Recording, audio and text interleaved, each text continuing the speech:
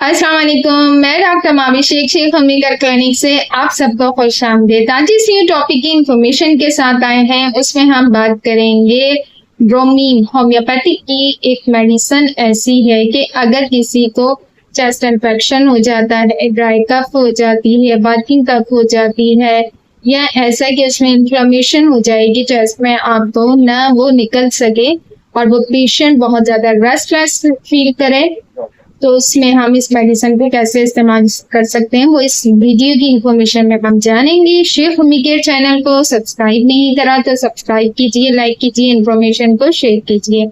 Start लेते हैं अपनी वीडियो का कि अगर ये पेशेंट आपके पास आएगा तो वो किसी भी एज का हो सकता है। इस पेशेंट को खांसी की तकलीफ होगी, यानी कि वो ड्राई कफ भी हो सकती है, वेट कफ भी हो सकती है।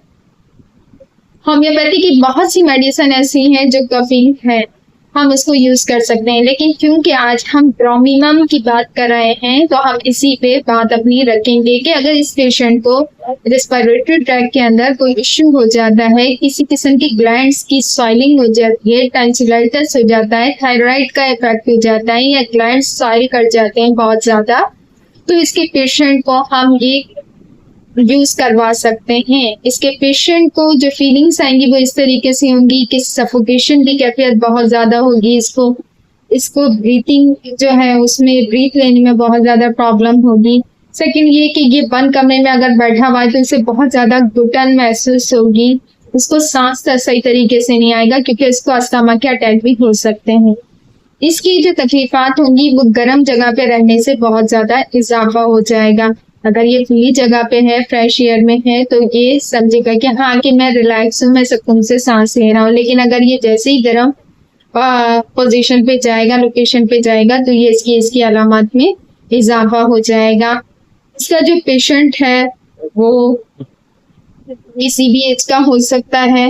उनको खांसी की तकलीफ हो सकती है, रात में भी हो सकती है, दिन में भी हो सकती है, चेस्ट में इन्फेक्शन भी हो सकता है, इन्फ्लेमेशन की कंडीशन भी हो सकती है। डिपेंड करता है कि क्रॉनिक केस में आ रहा है आपके पास, एक्यूट कंडीशन में आ रहा है आपके पास, तो इन बातों का बहुत ज्यादा आपने ख्याल रखना है। छोटा बच्चा है या बड़ा है, ये सिम्टम्स आपने इसमें देखने हैं, क्योंकि ये जो पेशेंट होगा बेचैनी का शिकार होगा, इसको खुद को नहीं पता चलेगा कि मुझे क्या हो रहा है, क्योंकि सफोकेशन होने की वजह से रेस्पिरेटरी ट्रैक्ट के अंदर इन्फेक्शन हो जाता है और इसके पेशेंट को ये इश्यू हो जाएगा अगर इसके ये साइन ऑफ सिम्टम्स आ रहे होंगे।